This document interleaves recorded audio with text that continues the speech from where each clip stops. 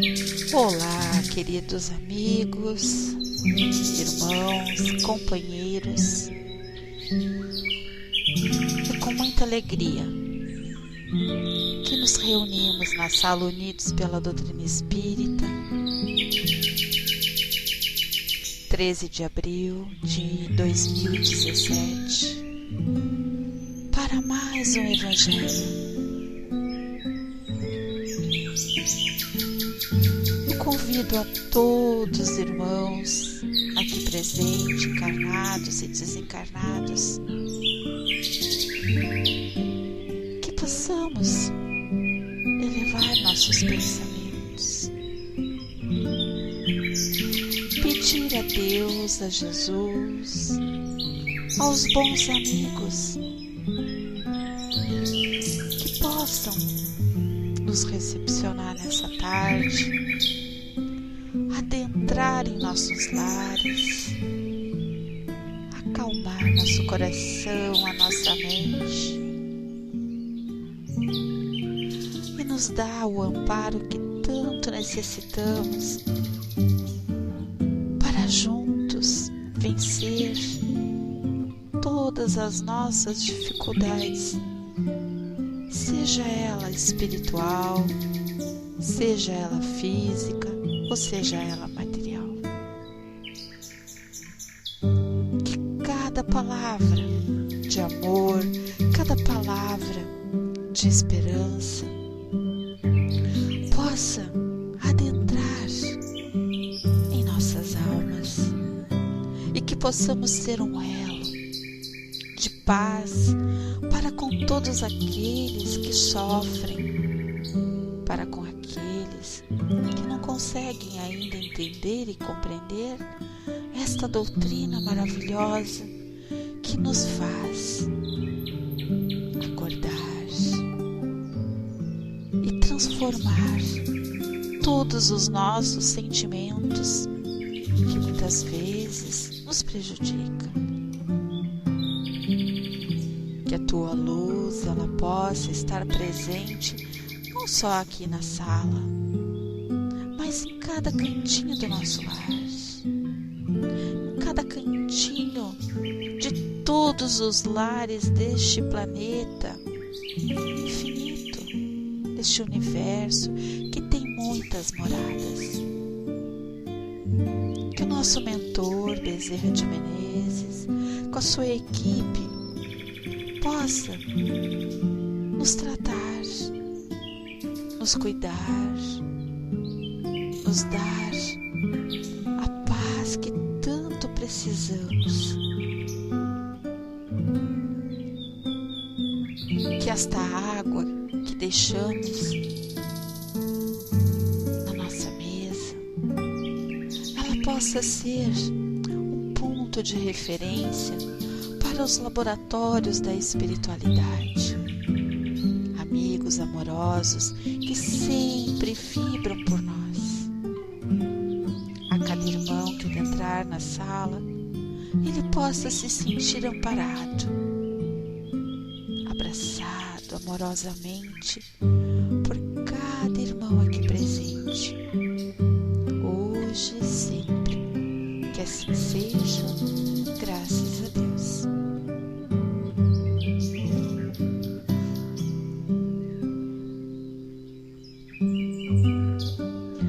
Nossa leitura de hoje, para fazer parte do nosso Evangelho da tarde, do capítulo 10, item 11, 12 e 13. Então, o capítulo 11, nós vamos falar sobre não julguem para não serem julgados. Aquele que estiver sem pecado, atire a primeira pedra. E para fazer uma explanação mais clara e que a gente possa vibrar, estar sintonizado nesses itens, lá no Pão Nosso, no capítulo 85, fala sobre o adultério. Quem escreveu esse livro foi Francisco Cândido Xavier, ditado pelo Espírito Emmanuel. Então, Emmanuel nos diz e nos coloca, e pondo-a no meio, disseram-lhe: Mestre, esta mulher foi apanhada no próprio ato, adulterando. João, capítulo 8, versículo 4. Então, quando ele faz essa colocação, essa pergunta para o mestre, né, a gente tem que refletir como é fácil, né, nós julgarmos só uma pessoa, né, condenar só uma pessoa.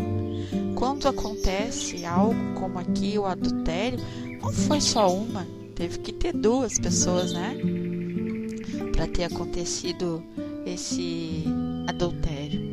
E aí Emmanuel nos diz que o caso da pecadora apresentada pela multidão a Jesus envolve considerações muito significativas referentemente ao impulso do homem para ver o mal nos semelhantes, sem enxergá-la em si mesmo.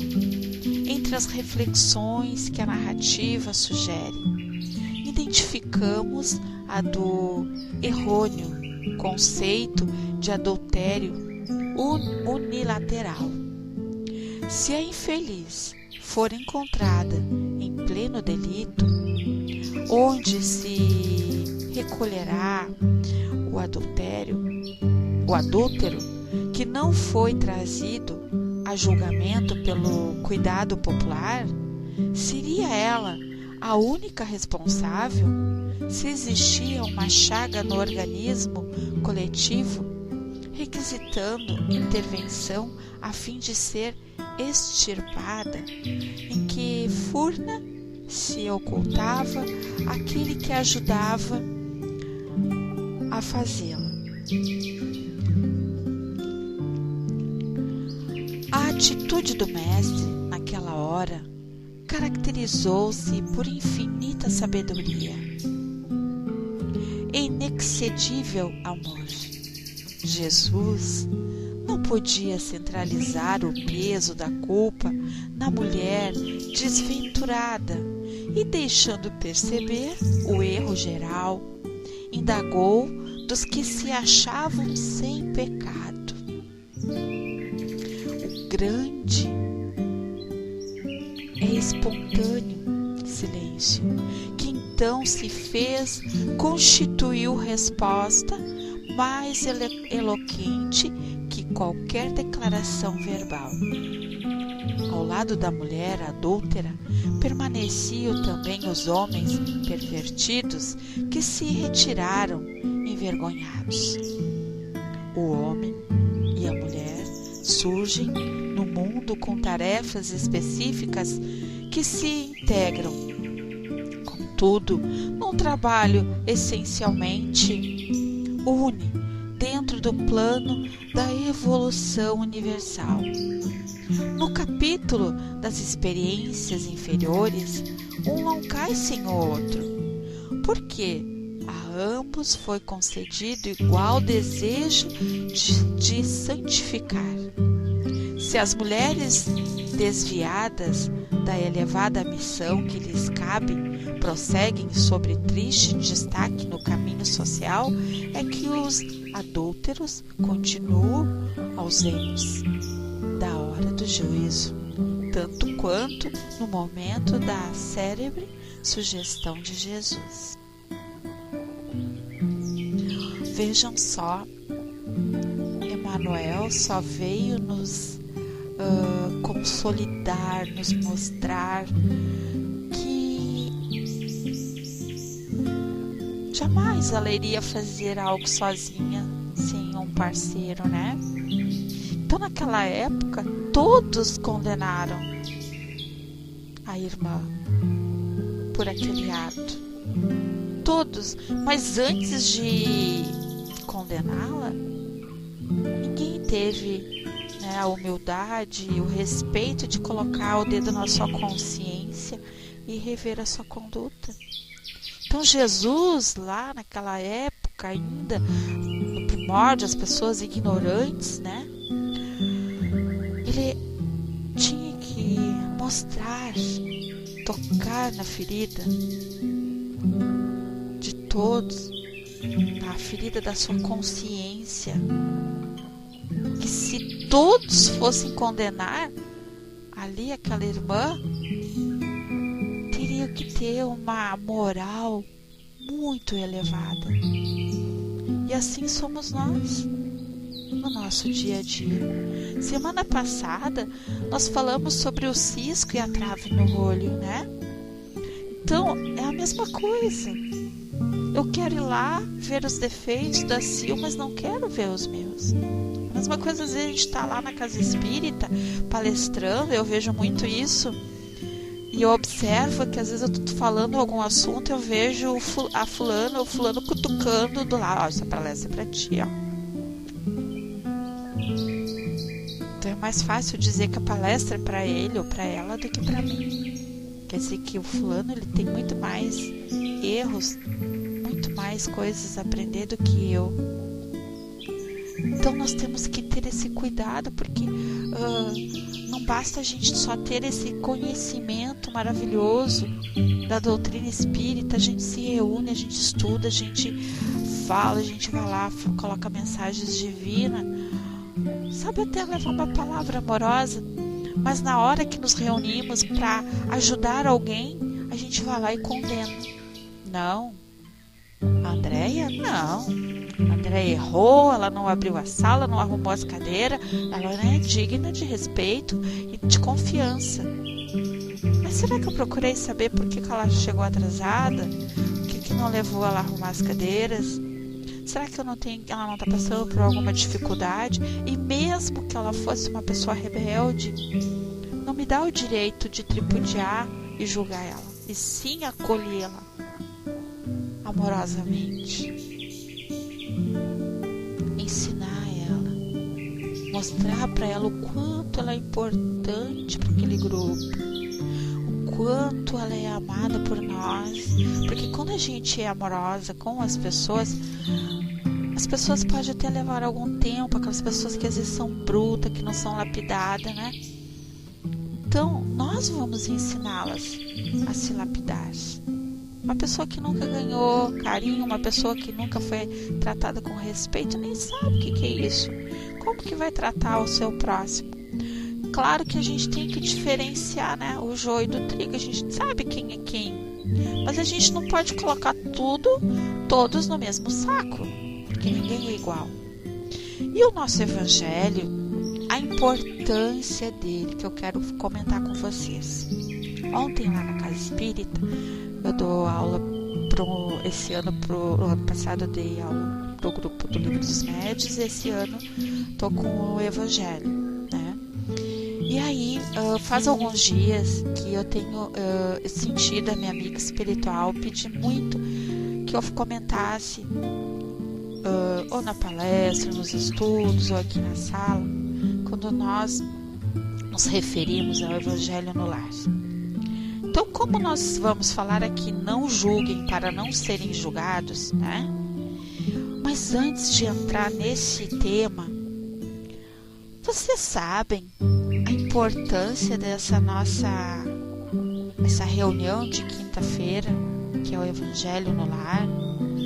É virtual, mas os nossos amigos, todo dia, todas as quintas, às 4 horas da tarde, vai se posicionar nas suas casas. Como vocês, né? Eu sei que muitos aqui, a Sil, que eu sei, faz o evangelho dela uma vez por semana, assim, ó, certinho naquele horário. Sozinha ou com alguém, eu sei que ela vai lá e faz, como outros. Então, a espiritualidade está pedindo muito que nós tenhamos muito cuidado quando nós nos preparamos para essa recepção. Cuidar da casa. Vamos falar primeiro cuidar da casa. O que é cuidar da casa? Vocês imaginam se nós não arrumamos a casa para receber os nossos visitantes da espiritualidade. Vocês acham que os amigos vão adentrar dentro do nosso lar, numa casa toda suja, mal arrumada, né? Banheiro fedido, louça em cima dentro da pia, mesa ali toda louça em cima, e aí a gente vai ali, se joga no sofá, pega o evangelho, tá na hora de fazer evangelho. Vocês acham que, como que vai ser esse banquete espiritual? Não vai ser legal, né? Agora vocês imaginam se eu hoje, na hora do almoço, vou lá, tomo um copo de vinho, uma cervejinha, e vou depois, às 4 horas, fazer o meu evangelho. Como que vai ser? Ou então eu arrumo a mesa, a casa tá impecável, tudo lindo, uma flor linda na mesa, uma jarrinha com água, faço aquele evangelho lindo, maravilhoso, daqui 2 horas eu vou lá, faço uma churrascada com cerveja, caipirinha. E aí, amigos? O que acontece? Gostaria que vocês me dissessem de coração. Será que eu tô colocando errado? Tô me expressando errado? Será que essa conexão que estão me envolvendo, tentando transmitir, tá tão fora da casinha?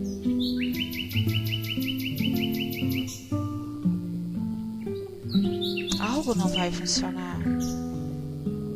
É a mesma coisa, eu pego, faço uma faxina na minha casa, limpo parede, janela, tudo, depois pego um balde cheio de lama e jogo nas paredes.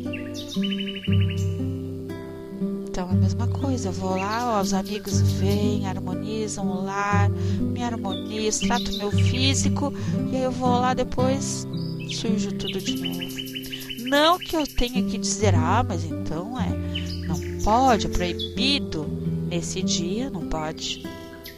Por que tem que ser justamente no dia que eu vou fazer o evangelho, que depois do evangelho eu vou fazer uma churrascada, vou convidar um monte de gente, vou beber? Por que tem que ser justamente naquele dia, se nós temos quantos dias na semana? Vocês ficaram muito quietinhos, pensando no que eu estou colocando, ou vocês teriam alguma coisa para me dizer?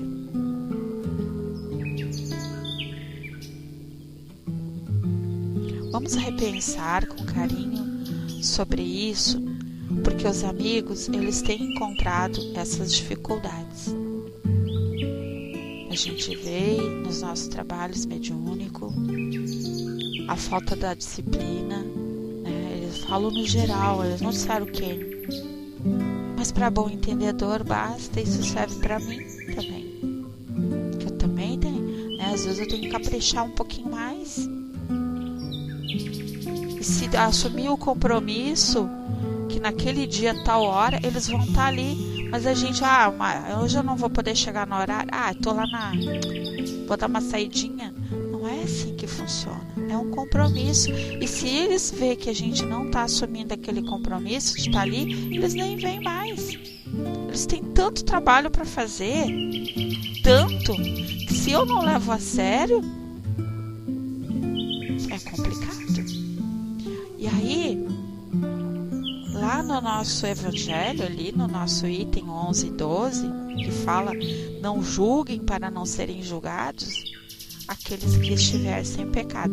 Mas também não me dá o direito de chegar aqui e dizer assim, pois é, né, Dona Dulce, eu sei que a Dona Dulce, depois do evangelho, ela vai lá, dê-lhe cerveja.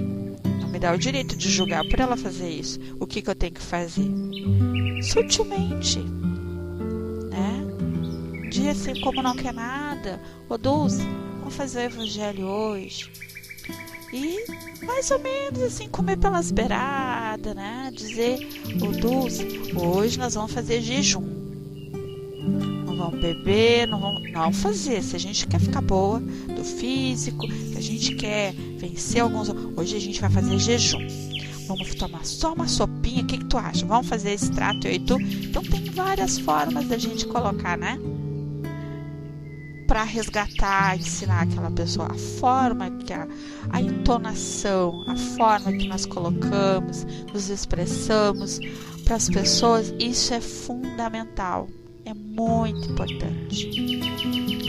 Nosso Evangelho nos diz: não julguem para não serem julgados, pois serão julgados conforme julgarem os outros. Só um minutinho.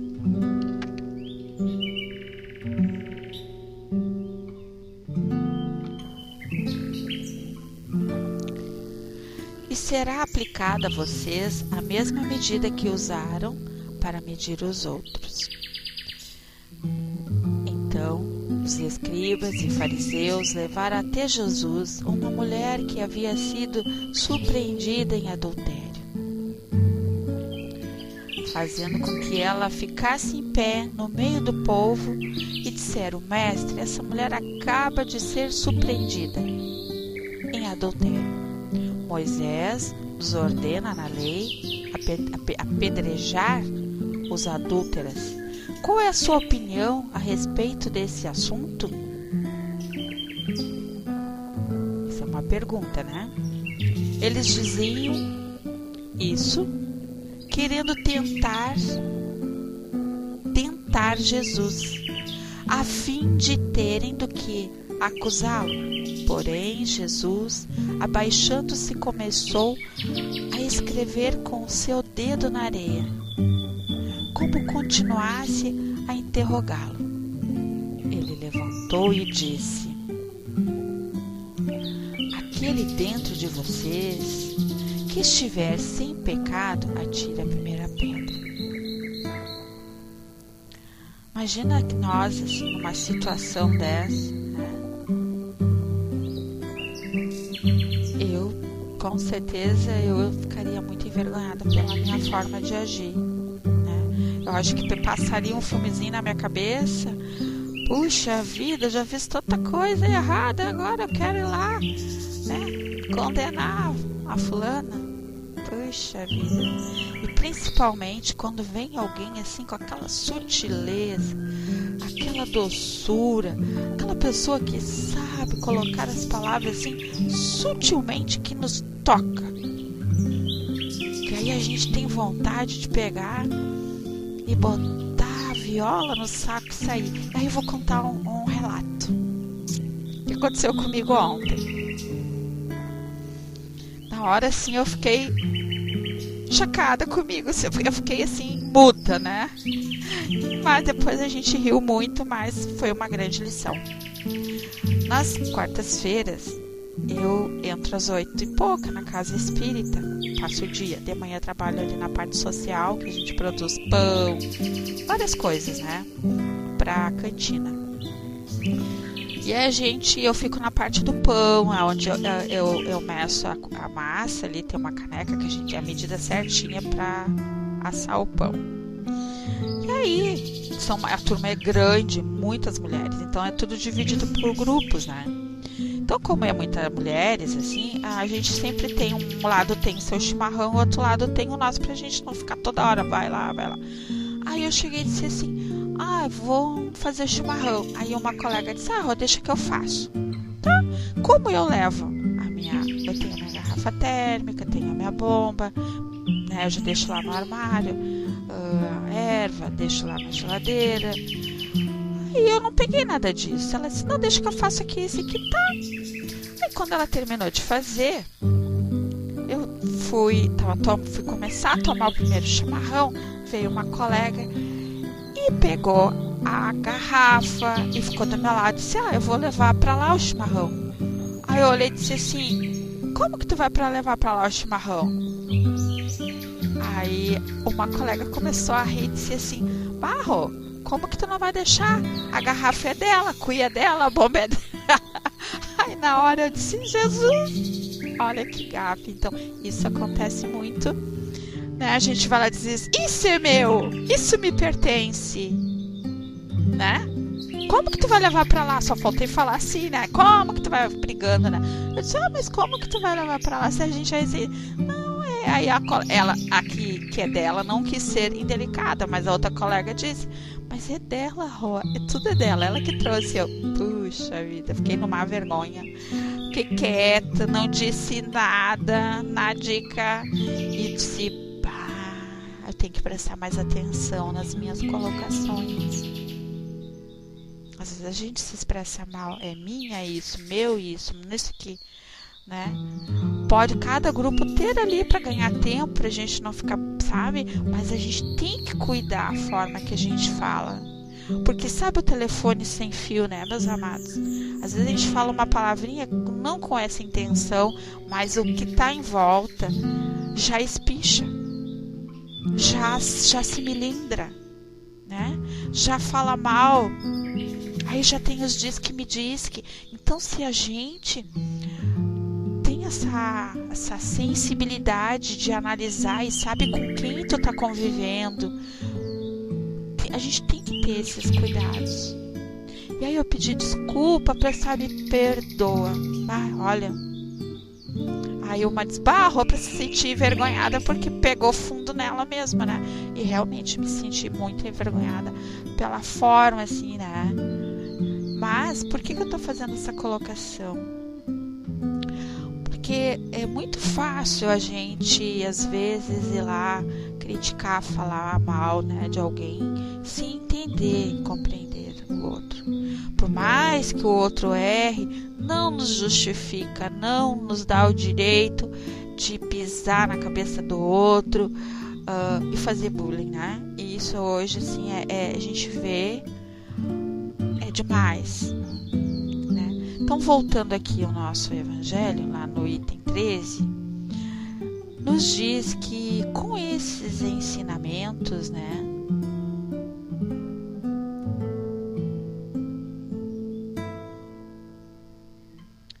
aquele que estiver sem pecado, atire a primeira pedra. Jesus faz do perdão um dever. Esse perdão que ele se refere a um dever. Ontem mesmo, atendendo uma pessoa no fraterno, uma pessoa assim muito sofrida, problemas conjugais, muito ódio no coração, muita revolta. Como que tu vai falar para a pessoa que ela tem que perdoar o outro?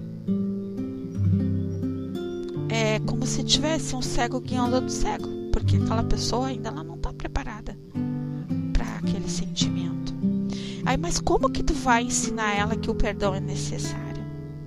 É que nem tu pegar um diamante bruto e tu tem que lapidar ela. E o que é lapidar? Com os ensinamentos do Cristo. Aos poucos, ensinando ela essa libertação dessas mágoas, o ódio, a raiva, que isso só prejudica ela. Então, esse perdão, né, esse dever do perdão, é que nós futuramente, constantemente, aqueles que ainda estão adormecidos, aqueles que ainda estão enraizados pela raiva, não tem como tu bater de frente com eles para eles perdoar, mas a gente pode ir aos poucos, amorosamente, ensinando dessa libertação, né? Porque tu só vai chegar a um estágio evolutivo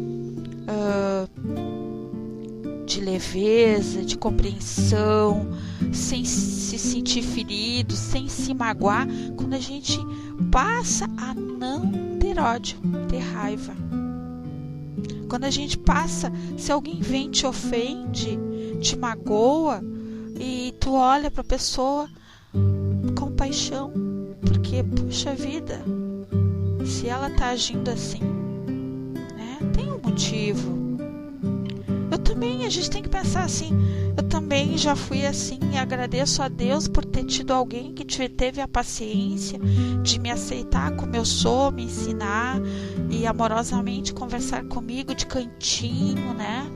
Falar assim como não quer nada, né? Mostrar as boas qualidades, porque os bons amigos, como eu sempre digo aqui para nós, já relatei aqui, acho que foi na aula, no evangelho da semana passada, que nos trabalhos, foi acho que no estudo nosso, né?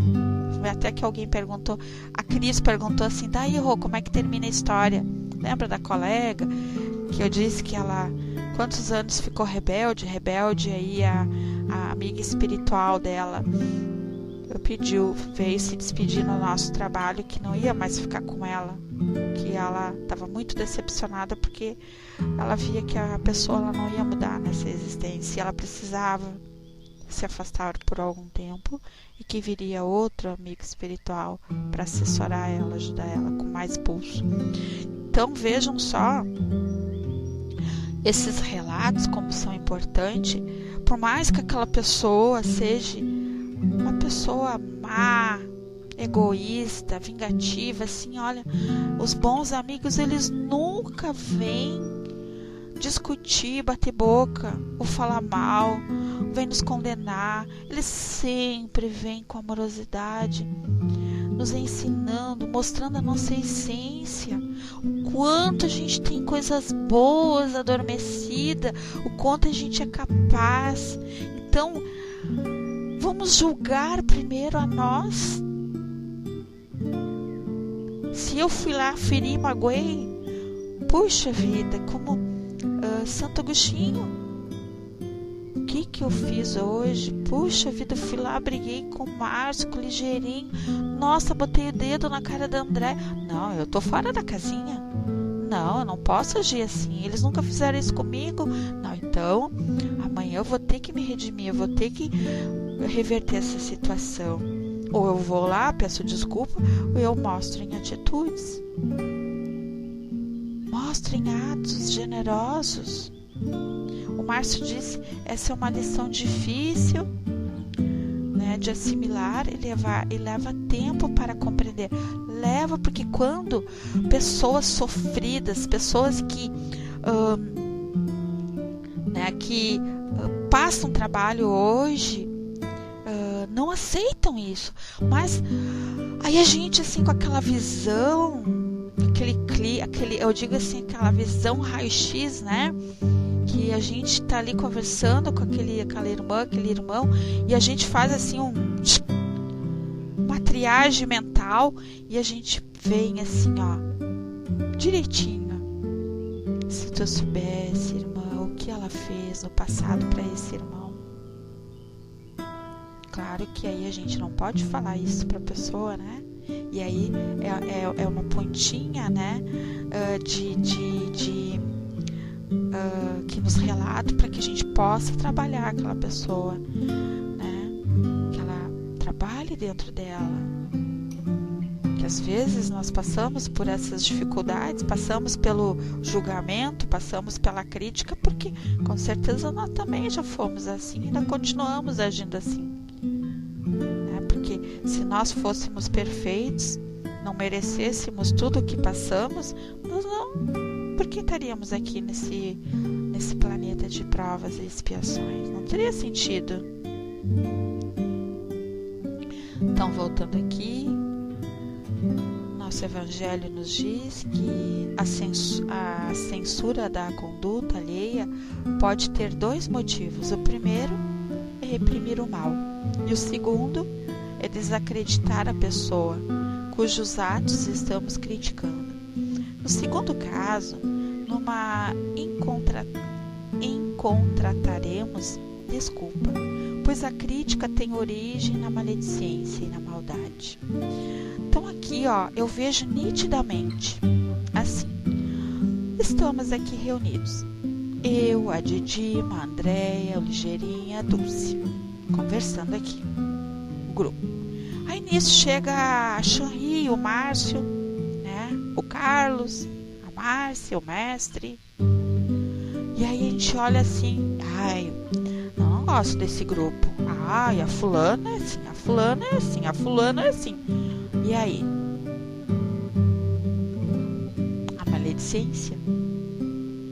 Se dentro desse meu grupo alguém não corta aquele mal pela raiz naquele momento, não me diz assim, não, Rô, todos são do bem ali.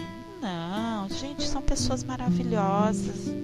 Por mais que a gente veja que, né, tem problema, mas não nos dá o direito de ir lá criar, sabe?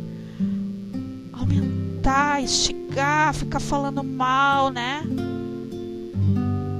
Ficar falando mal, envenenando os outros contra aquele grupo.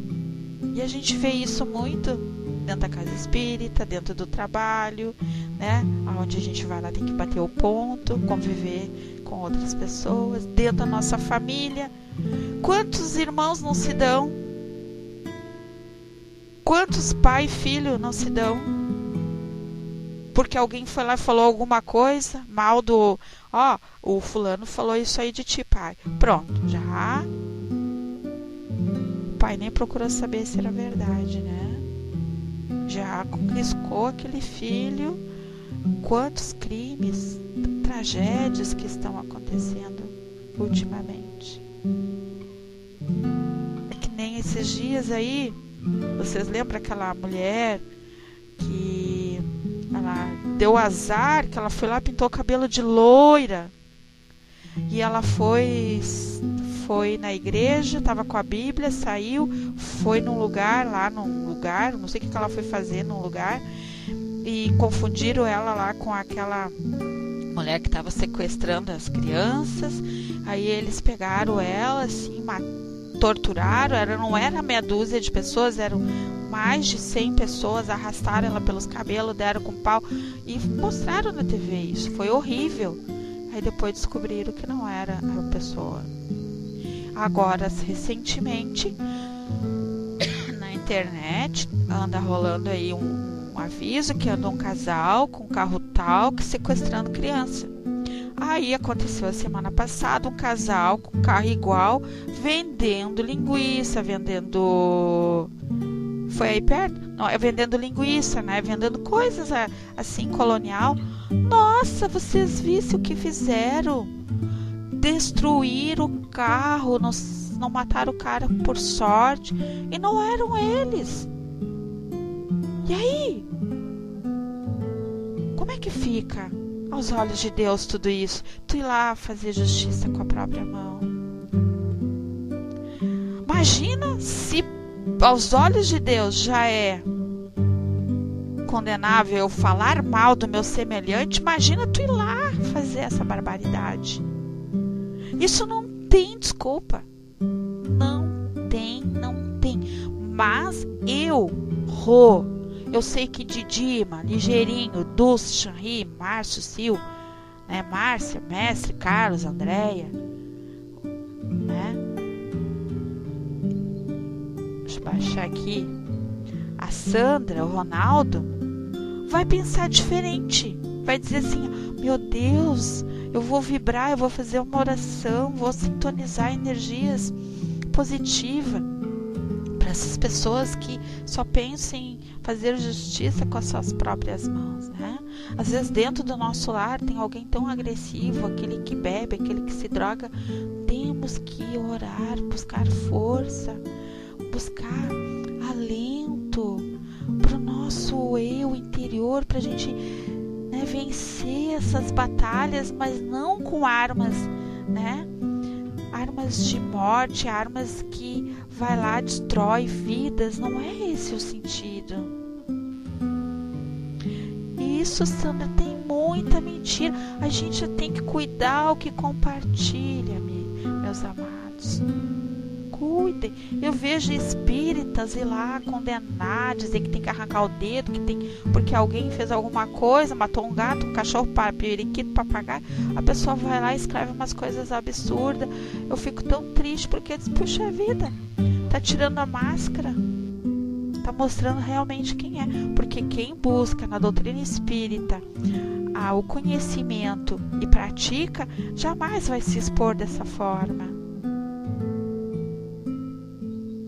Aí o Márcio diz: afinal de contas, ter paciência não será sorrir para as maldades humanas, nem honestar, fazer que pareça honesto, honrado, decente, suas atividades indignas sobre a face do mundo. Emmanuel nos diz: eu posso não concordar com o que aquele cara está fazendo, ou aquela pessoa está fazendo, mas qual é o meu dever? A mesma coisa o meu filho. Ele foi lá na escola, foi lá, agrediu um colega, eu vou lá Eu vou brigar com a professora, vou brigar com a mãe do outro porque o meu filho estava certo? E aí? Qual o dever? Achar que o meu filho... não, eu tenho que aprender a se defender. Ele tem que bater. Esse é o caminho?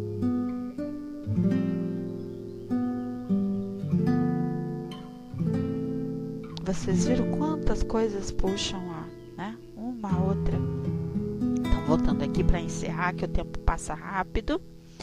Não é possível que Jesus tenha proibido a censura do mal, pois em todas as oportunidades ele o combateu de maneira enérgica. Ensinou que a autoridade para censurar está na razão direta da autoridade moral, daquele que censura. Se nos sentimos culpados por aquilo que condenamos nos outros, não temos o direito de ter autoridade para censurar, e ainda mais, estaríamos condenando alguém de forma injusta. Em nosso íntimo, não conseguimos obedecer a alguém que, mesmo tendo poder, não respeita as leis e os princípios da autoridade que está querendo aplicar. Não existe autoridade mais legítima aos olhos de Deus do que aquele que se apoia no exemplo dado pelo homem de bem. Isto é, que fica ressaltado de forma bem clara os ensinamentos de Jesus. Como então, resumindo esse nosso evangelho, como que eu vou deixar, como que eu posso falar nesse Consolador, como que eu posso falar em Deus, como que eu posso falar na espiritualidade amiga, se eu não deixo, a doutrina adentrar dentro de mim? Essa doutrina maravilhosa que nos lapida o nosso interior, faxina os nossos sentimentos, deleta tudo aquilo que a gente traz de muitas e muitas e muitas reencarnações, vícios, doenças na nossa alma, na nossa essência. Então, nós temos que aprender, como disse o nosso amigo, o Haroldo Dutra. Vamos parar de aceitar e buscar tudo aquilo que não é ruim dos outros. Que mania que nós temos de absorver só coisa ruim dos outros. Tudo que é energia ruim, a gente vai lá com a maior facilidade e absorve. E aquilo que é de coisa boa, essa doutrina, por que a gente não absorve, meu Deus? Por que a gente não coloca em prática um pouquinho que seja? Hoje eu vou ser melhor, hoje eu não vou gritar, hoje eu não vou falar mal, hoje eu sei dos meus impulsos. A Rô sabe, eu conheço os meus impulsos. E como? Então, eu tenho capacidade, que eu sei que cada um de vocês também tem essa capacidade de chegar a fazer essa reflexão de hoje eu vou ser melhor, hoje eu não vou fazer isso, eu não vou fazer aquilo, eu não vou fazer isso, vou contar até 1000, vou encher a boca d'água, mas eu vou cuidar dos meus pensamentos, orar e vigiar, Deus. Aí a Didima diz, enobrece nossas ações, Então vai lá, vai fazer uma caridade, vai ajudar a fazer um pão, vai visitar um asilo, vai lá dar um banho no hospital naquela pessoa que não tem familiar, passa o dia com ela, vai capinar lá a calçada na frente da casa da gente, que às vezes está um mato e a gente fica falando do vizinho e não cuida do seu pátio. Vai lavar um bom tanque de roupa em vez de ir pro muro falar da vida dos outros. Vai arear uma panela. É isso que a gente tem que pensar. Eu sempre digo que a Sil já sabe, quem me conhece. Quando eu tô em depressão, eu vou lá, adoro dar um brilho nas panelas. Nossa, fico ali. Ai, coisa boa. Pronto, lavei a alma. Isso aí, Carlos. Capinar o jardim, Bom, meus amigos, meus irmãos, é com muita alegria, assim, imensa, que esse evangelho maravilhoso, ele nos mostra, nos ensina, nos dá o alívio, a alma fica leve.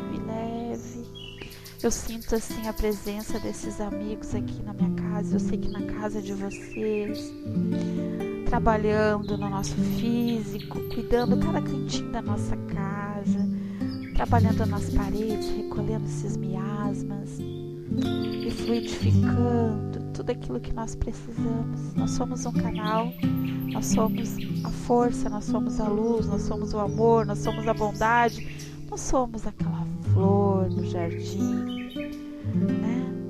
De cada irmão aqui presente. Sil, tu vai subir, quem vai fazer a vibração, o encerramento? Quem vai fazer?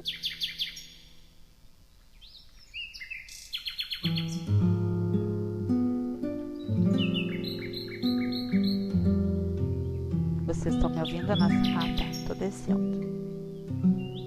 E depois eu não subo, tá, Sil?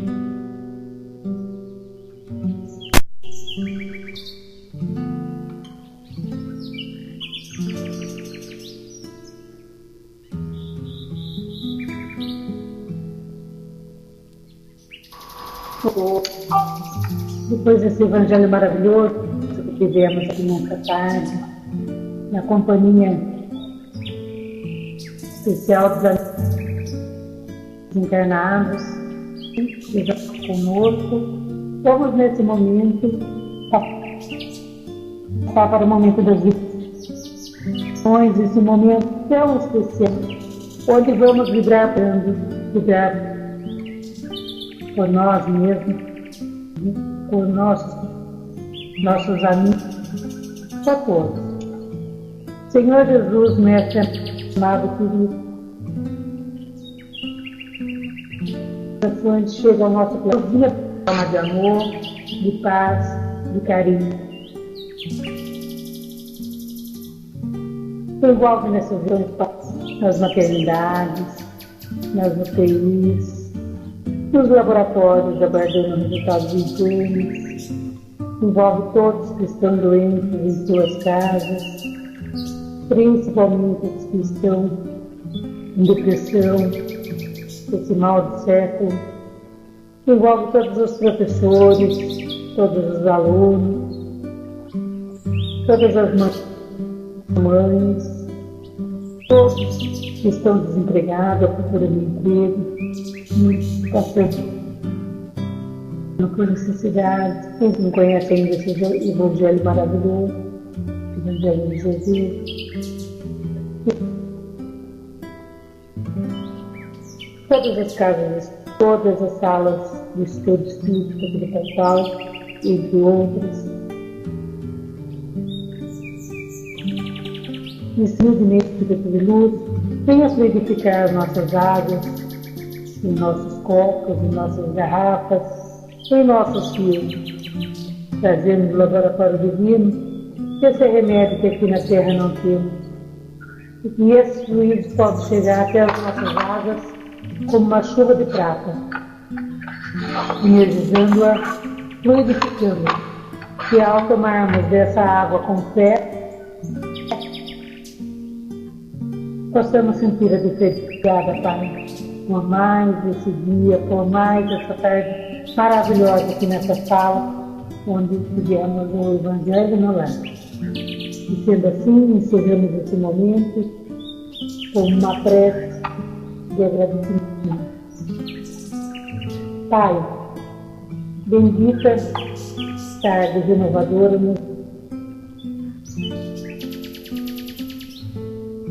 faço presente na música, na leveza da brisa.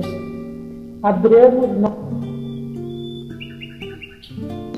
para observarmos a leveza e retenhamos de quem está conosco, envolvendo segurança e paz. Tua vontade, Pai, hoje e sempre. E assim. Graças a Deus. São humana todos. Linda Páscoa. Que Jesus abençoe cada um de vocês. Todos possam ter um domingo de Páscoa cheio de paz, de luz, com os familiares, com os amigos. E que Deus envolva cada um de vocês. Estaremos aqui nessa sala novamente, na segunda-feira, às 16 horas. Bom, então peço licença para fechar a sala. Um beijo a todos, até segunda-feira.